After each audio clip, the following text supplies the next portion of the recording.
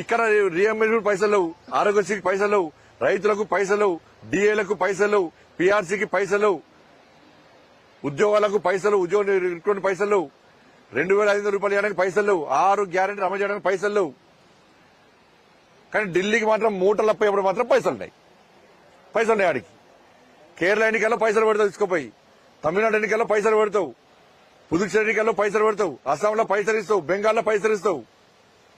ఈ తెలంగాణ ప్రభుత్వం అనేది జాతీయ కాంగ్రెస్ పార్టీ ఏటీఎం లెక్క మారింది. ఆడబెట్టడానికి పైసలు వస్తాయి, ఈ రైతులకు పైసలు ఏడుస్తున్న రైతులు బాధ అనిపిస్తుంది. కనీసం మానవత్వం లేదు, ఏడుస్తున్న రైతులు మనసు దుఃఖం వస్తువులు చూస్తుంటే.